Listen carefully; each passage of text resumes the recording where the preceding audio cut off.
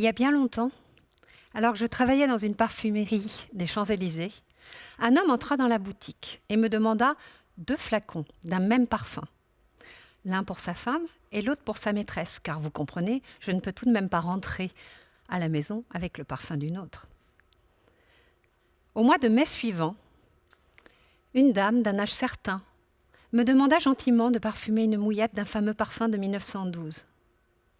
Dès les premières inspirations, jaillirent un flot de souvenirs torrides et sensuels d'une femme passionnée. Une touche de violette, une note de jasmin, et les souvenirs de mes clients se déballaient de la façon la plus impudique qui soit. Je me suis ainsi convertie en confessionnal de l'amour. Peut-être les prémices de ma vocation de sexothérapeute. Je m'appelle Aurélie Duclos, je suis sexothérapeute et je vais vous faire sentir le sentiment amoureux. Amour et parfum ont une histoire complice, tissée de points communs. Il existe 2 raisons physiologiques à cela, au moins. La première, c'est la mémoire olfactive et la mémoire affective sont situées dans le même endroit du cortex primaire, qu'on appelle le système limbique. C'est la zone de stockage, en fait, des émotions, de la mémoire affective, des humeurs et même de certaines fonctions vitales comme la sexualité. Ainsi, les messages olfactifs sont chargés d'une valeur affective mémorable à long terme.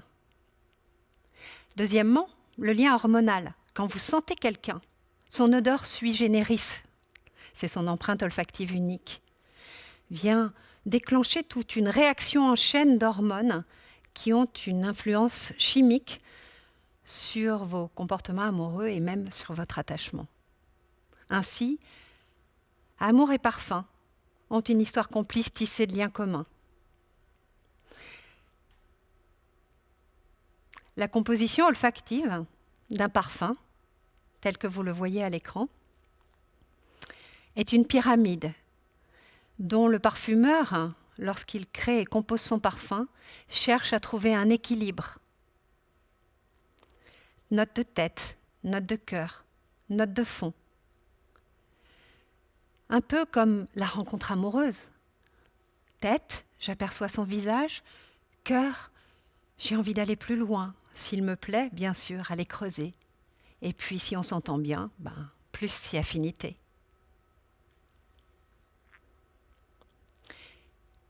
Je l'ai repéré dans la foule anonyme des rencontres.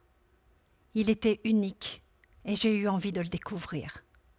Son visage m'interpellait. Un échange de sourires fugaces et soudain, pchit, note de tête, de la fraîcheur arrive, des hespérides. Pamplemousse, bergamote, mandarine ou orange. Je me sens émoustillée.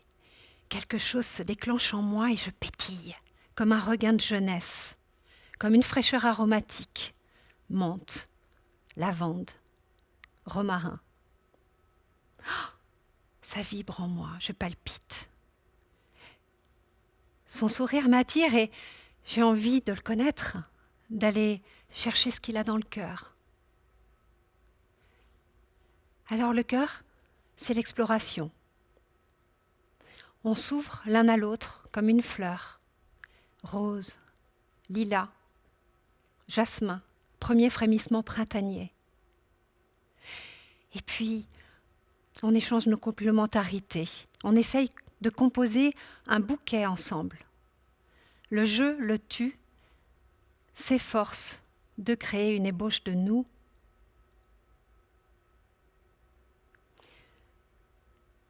De là, bien sûr, la vue et l'ouïe ne suffisent pas. On se frôle, on s'effleure. Les mains se rencontrent, touche minérale de silex chaud. Son visage, tout près du mien, je sens son souffle. Une effluve de fruits vient me mettre en émoi et je l'embrasse. Premier baiser fruité. Tu es craquante. J'irais bien te sucer l'abricot ou la framboise, mais oserais-je? Goût de reviens-y tenace. Évidemment, le désir est là. Alors, bien sûr, j'ai besoin maintenant de te sentir. Et la chaîne hormonale de l'addiction s'enclenche. J'arrive à l'animalité, la sensualité, les notes de fond, du musc velouté, de l'ambre gris délicat, des odeurs plus sauvages et anales comme la civette, des odeurs mielées et cuirées. Ton odeur sauvage déconnecte toute raison. Je ne suis plus qu'une immense zone érogène.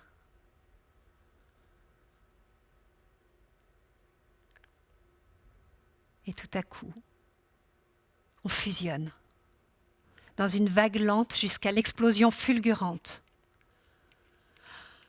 Puis, repu, rassasié, chacun retrouve son identité. Le nous laisse la place au je et au tu pour se ressourcer. Ton odeur reste dans ma mémoire. Je ressens un manque addictif au plus profond de moi. Ton sillage me hante, obsédant, entêtant. J'ai besoin de te retrouver. Alors, vous tous qui regardez ou écoutez ce TED sur l'amour, que reste-t-il de vos amours? Des statistiques? Des performances? Des profils sur le web? Des bons coups? Ou bien préférez-vous retenir quelque chose de plus subtil, comme le souvenir d'une odeur, d'un parfum? Un souvenir olfactif ne vieillit pas, ne s'émousse pas. Il est de tous les souvenirs celui qui ne prend aucune ride, qui reste intact. Alors, peu importe le nombre, peu importe la fréquence, cherchez dans chaque instant amoureux la note unique qui vous permettra d'ancrer dans votre mémoire un parfum impérissable.